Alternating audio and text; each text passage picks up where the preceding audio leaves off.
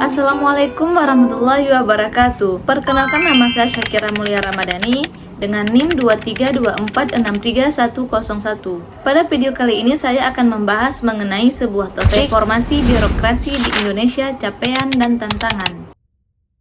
Reformasi birokrasi di Indonesia lahir dari krisis kepercayaan masyarakat terhadap struktur birokrasi era Orde Baru, yang saat itu identik dengan sentralisasi kekuasaan dan pelayanan publik yang buruk sehingga memicu protes di berbagai tingkat pemerintahan. Krisis kepercayaan masyarakat terhadap pelayanan publik yang berasal dari struktur birokrasi era Orde Baru bahkan memicu protes di tingkat pusat dan daerah. Sejak itu, pemerintah terus berupaya membangun kembali kepercayaan publik melalui berbagai kebijakan reformasi. Namun sayangnya birokrasi kerap menjadi komponen yang paling lambat berubah, meskipun berbagai upaya perbaikan telah dilakukan. Birokrasi seringkali merupakan komponen yang paling lambat mengalami perubahan, meskipun reformasi dan upaya perbaikan telah dilakukan. Inilah yang membuat evaluasi terhadap capaian dan tantangan reformasi birokrasi menjadi penting untuk terus dikaji. Konsep dasar reformasi birokrasi. Yang pertama, perbaikan sistem pemerintahan. Reformasi birokrasi dilakukan untuk memperbaiki sistem pemerintahan agar lebih tertata, responsif, dan mampu menjawab kebutuhan masyarakat dengan lebih baik. Kedua, meningkatkan efektivitas dan efisiensi. Pemerintah dituntut bekerja lebih tepat sasaran, cepat, dan tidak berbelit-belit sehingga pelayanan dapat diberikan secara optimal. Ketiga, mewujudkan transparansi dan akuntabilitas. Setiap kebijakan dan penggunaan anggaran harus terbuka serta dapat dipertanggungjawabkan kepada masyarakat. Yang keempat, berorientasi pada pelayanan publik. Masyarakat menjadi fokus utama sehingga pelayanan yang diberikan harus mudah, cepat, dan berkualitas.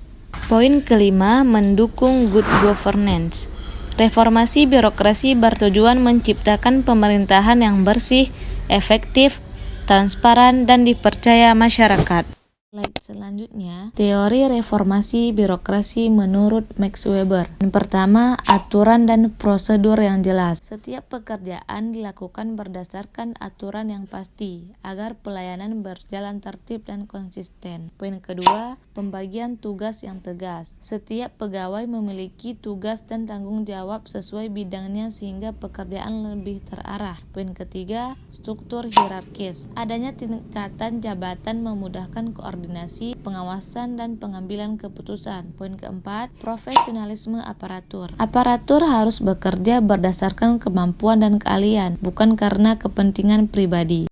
Selanjutnya, poin kelima, rekrutmen berdasarkan kompetensi. Pengangkatan pegawai dilakukan berdasarkan kualifikasi dan kemampuan agar menghasilkan SDM yang berkualitas.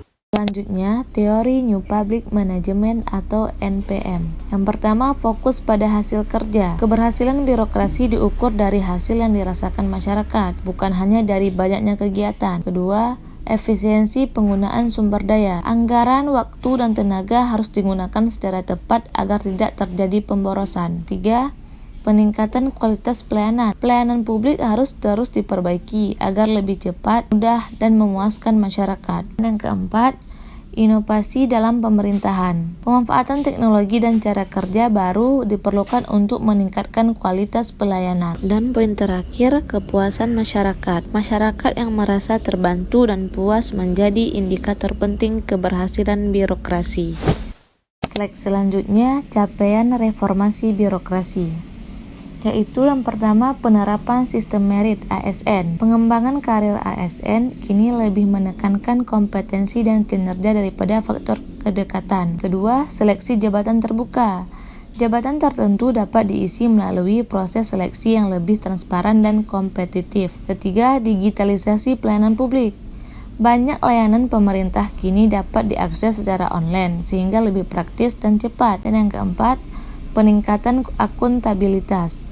Kinerja instansi pemerintah semakin terukur dan dapat dievaluasi secara lebih jelas. Dan yang terakhir, penyederhanaan birokrasi.